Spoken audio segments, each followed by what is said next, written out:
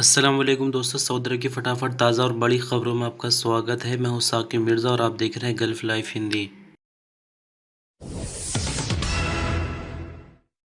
Saudi Arab की ministry of human resources ने वर्करों के प्रोफेशन टेस्ट प्रोग्राम का दूसरा चरण शुरू कर दिया है। इसमें 6 नए प्रोफेशन को भी बढ़ाया गया है। मिनिस्ट्री ऑफ ह्यूमन रिसोर्सेज 1000 से ज़्यादा प्रोफेशन को लाजमी प्रोफेशनल टेस्ट प्रोग्राम में शामिल करने का इरादा रखती है। दूसरे चरण ऐसी कंपनियों पर लागू होगा जहां पर वर्करों की तादाद 500 से 2999 तक है। प्रोफेशनल टेस्ट प्रोग्राम के डायरेक्टर इंजीनियर साद अल अकील का कहना है कि सऊदी लेबर मार्केट में स्किल्ड लेबर की परफॉर्मेंस की जांच करने के लिए प्रोफेशन टेस्ट प्रोग्राम किया जा रहा है। आपकी जानकारी के लिए बता दें कि प्रोफेशन टेस्ट प्रोग्राम का पहला चरण 3000 या उससे ज़्यादा वर्कर वाली कंपनी से जुलाई 2021 में शुरू किया गया और 1 सितंबर से इसका दूसरा चरण शुरू किया जा रहा है। 1 सितंबर से एयर कंडीशन, वेल्डर, कारपेंटर, गाड़ियों के मैकेनिक, गाड़ियों के इलेक्ट्रिशियन और गाड़ियों पर पेंट करने वाले भी प्रोफेशन टेस्ट प्रोग्राम का हिस्सा बन गए हैं। आपकी जानकारी के लिए बता दें कि प्रोफेशनल टेस्ट प्रोग्राम नए वीज़ा होल्डर के लिए दो तरह से लागू होगा, यानी एक तो वीज़ा स्टाम्प होने से पहले उनका अपने देश में ही इंटरनेशनल सेंटर में प्रोफेशनल टेस्ट लिया जाएगा, लेकिन सऊदी अरब पहुंचने के बाद जब बंदा सऊदी अरब पहुंचेगा तो वहां भी उसको टेस्ट देना होगा और सऊदी अरब में जो गवर्नमेंट की तरफ से सेंटर बनाए गए हैं वहाँ पर टेस्ट देना होगा। लेकिन इससे पहले होता ये था कि सिर्फ नई वीज़ा लगने के टाइम ही टेस्ट हुआ करता था, सऊदी अरब पहुँचने के बाद कोई टेस्ट वगैरह नहीं होता था। लेकिन अभी जो कानून है वो बदल दिए गए हैं, अब दोनों तरफ टेस्ट होना है। साथ ही जो लोग पहले से ही सऊदी अरब के अंदर काम करते हैं उनका भी टेस्ट लिया जा रहा है और लिया जाएगा। सऊदी अरब की General Authority of Civil Aviation, जिसको शॉर्ट में जीएसीए बोला जाता है, ने सऊदी अरब के अंदर यानी लोकल फ्लाइट्स में सीटें छोड़ने की पाबंदी ख़त्म कर दी है और ये पाबंदी 1 सितंबर से ख़त्म कर दी गई है। अब लोकल फ्लाइट से सफ़र करते वक्त सभी सीटों पर पैसेंजर बैठेंगे। सोशल डिस्टेंसिंग की पाबंदी पूरी तरह से फ़्लाइट के अंदर ख़त्म कर दी गई है। अल अरबिया नेट के मुताबिक ये फैसला लोकल फ़्लाइट के पैसेंजर पर कोरोना वैक्सीन की दोनों डोज की शर्त के बाद लागू किया जाएगा। किसी भी लोकल फ्लाइट से ऐसा कोई भी पैसेंजर सफ़र नहीं कर सकेगा जिसने वैक्सीन की दोनों डोज नहीं ली होंगी। दो वैक्सीनों की पाबंदी से 12 साल या उससे कम उम्र के बच्चों को छूट दी गई है। सऊदी सिविल एविएशन अथॉरिटी ने हिदायत की है कि लोकल फ्लाइट में मास्क और सैनिटाइजिंग के साथ साथ और भी जो कोरोना एसओपीज़ की पाबंदी है उन पर लगातार अमल जारी रहेगा। सऊदी अरब की मिनिस्ट्री ऑफ ह्यूमन रिसोर्सेज का कहना है कि कंपनियों में काम करने वाले वर्करों के लिए बीवी, माँ बाप जैसे करीब रिश्तेदारों की मौत पर 5 दिन की छुट्टी सैलरी के साथ देने का हक है। आज अखबार के मुताबिक एक वर्कर ने मिनिस्ट्री ऑफ ह्यूमन रिसोर्सेज से सवाल किया था कि क्या भाई या बहन की मौत पर वर्कर को छुट्टी मिलेगी और अगर मिलेगी तो क्या उसकी सैलरी काटी जाएगी। इस पर मिनिस्ट्री ऑफ ह्यूमन रिसोर्सेज ने ट्विटर के अपने अकाउंट पर सवाल का जवाब देते हुए कहा कि अगर किसी वर्कर की बीवी या करीबी रिश्तेदारों में से किसी एक की मौत हो जाती है तो ऐसे में वर्कर को सैलरी के साथ यानी सैलरी नहीं काटी जाएगी और 5 दिन की छुट्टी लेने का हक होगा।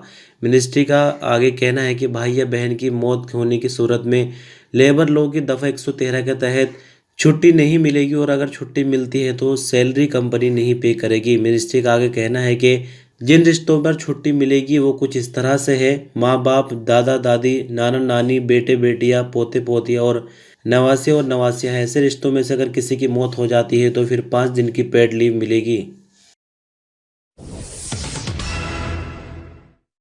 सऊदी अरब के वकीलों और स्टूडेंट ने सऊदी मिनिस्ट्री ऑफ एजुकेशन के स्कूलों में मोबाइल फ़ोन के इस्तेमाल पर पाबंदी के फैसले की तारीफ़ की है। दरअसल Saudi ministry of human resources ने बीते दिन स्कूलों में मोबाइल के इस्तेमाल पर पूरी तरह से पाबंदी लगा दी थी। आपकी जानकारी के लिए पूरी बात बता दें कि जिस तरह से सऊदी मिनिस्ट्री ऑफ एजुकेशन ने स्कूल खुलने के साथ साथ मोबाइल फ़ोन के इस्तेमाल की इजाज़त दी थी ताकि तवक्कुल एप्लीकेशन का जो स्टेटस है उसको स्कूलों के गेट पर दिखाया जा सके, लेकिन कुछ बच्चों ने मोबाइल फ़ोन का स्कूल के अंदर गलत इस्तेमाल किया, वीडियो वगैरह बनाकर सोशल मीडिया पर डालने लगे। हालांकि इसके लिए पहले से ही जुर्माने वगैरह लगाए गए हैं और लगातार वार्निंग दी जा रही थी, लेकिन उसके बावजूद भी कुछ बच्चों ने हरकत की, जिसके बाद मिनिस्ट्री ऑफ एजुकेशन को इंस्टेंट फैसला लेना पड़ा और पूरी तरह से अब स्कूलों के अंदर मोबाइल फ़ोन ले जाने पर पाबंदी लगा दी गई है। तो ये जो फैसला मिनिस्ट्री की तरफ से इंस्टेंट लिया गया है इसकी काफ़ी तारीफ़ें हो रही है। जो सऊदी अरब के मशहूर वकील हैं उन्होंने इसकी तारीफ़ की है और बहुत से स्टूडेंट इसकी तारीफ़ कर रहे हैं, क्योंकि इस तरह से अनजान तरीके से वीडियो बनाकर सोशल मीडिया वगैरह पर डालने से जो प्राइवेसी है वो कहीं ना कहीं दूसरे लोगों की भंग हो रही है। तो ऐसे में गवर्नमेंट का ये फैसला काफ़ी ठीक है। सऊदी अरब में इसकी जमकर तारीफ हो रही है। बाकी तवक्कल एप्लीकेशन के स्टेटस दिखाने के लिए आगे क्या तरीका अपनाया जाएगा उसके बारे में तो अभी कोई जानकारी नहीं आई है।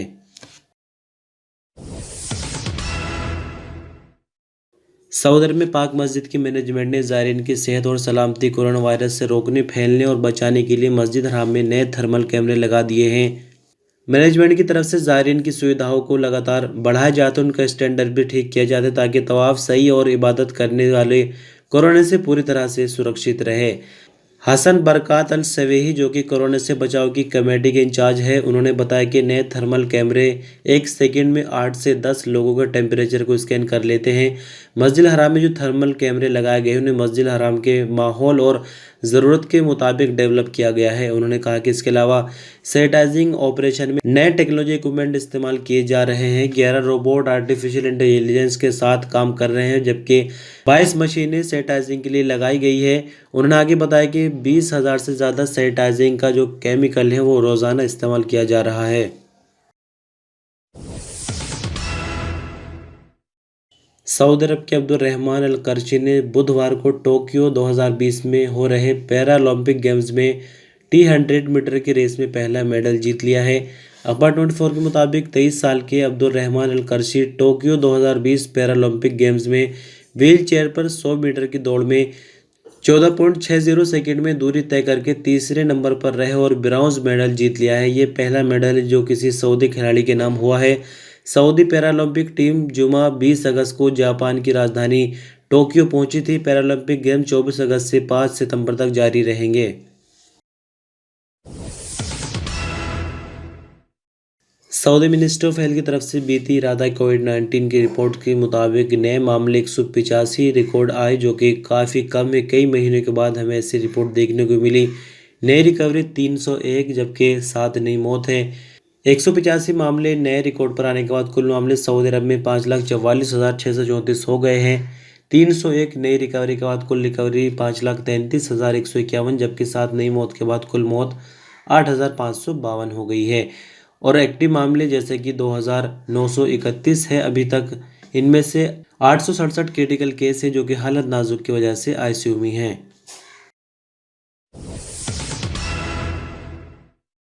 सऊदी अरब की गोल्ड मार्केट में बुधवार को सोने की कीमतों में एकदम से बढ़ोतरी हुई। आज न्यूज़ के मुताबिक 24 कैरेट 1 ग्राम सोने की कीमत 218 रियाल और 71 हलाला तक पहुंच गई। सऊदी अरब में सोने की कीमतों पर इंटरनेशनल गोल्ड मार्केट का असर बुधवार को भी पड़ा। 21 कैरेट 1 ग्राम सोना 191 रियाल और 37 हलाला में बेचा गया जबकि 18 कैरेट 1 ग्राम सोने की कीमत 164 रियाल और 03 हलाला तक पहुंच गई। 14 कैरेट 1 ग्राम सोने की कीमत 127 रियाल और 58 हलाला में बेचा गया। सऊदी अरब में एक औंस सोने की कीमत बढ़कर 6,802 रियाल तक पहुंच गई जबकि सोने की बिस्किट की कीमत भी बढ़ गई है। अब इसकी कीमत 1,530 रियाल और 94 हलाला हो गई। इंटरनेशनल गोल्ड मार्केट में भी सोने की कीमतें बढ़ गई है। इंटरनेशनल गोल्ड मार्केट में एक औंस सोने की कीमत 1,820.20 डॉलर तक पहुंच गई है।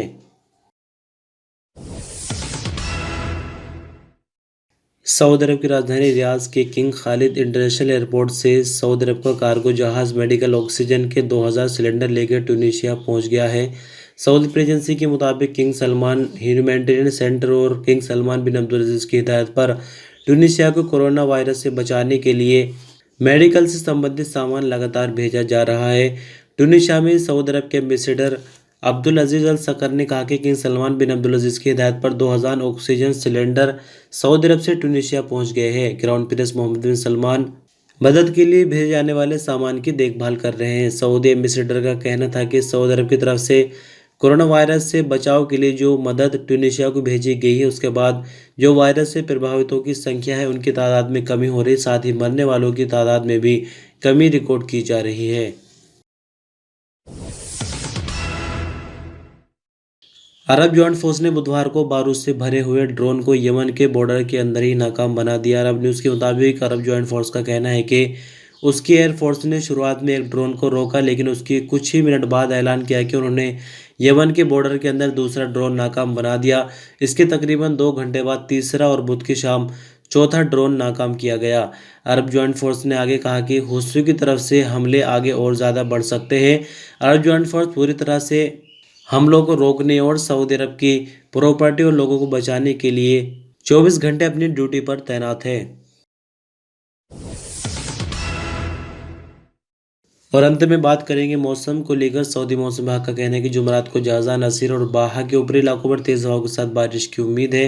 मौसम विभाग का आगे कहना है कि कहीं मूसलाधार और कहीं मध्यम दर्जे की बारिश होगी और ये भी उम्मीद है कि तीनों इलाकों के समुद्र तटीय इलाके भी बारिश की लपेट में आ जाएंगे।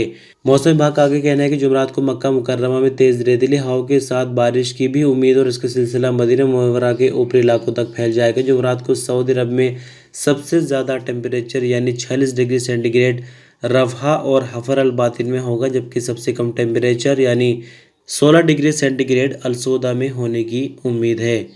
तो दोस्तों इस तरह से बस खबरें यहीं तक। बहुत शुक्रिया वीडियो पर अंत तक बने रहने के लिए। अपना ख्याल रखिएगा। अल्लाह हाफ़िज़।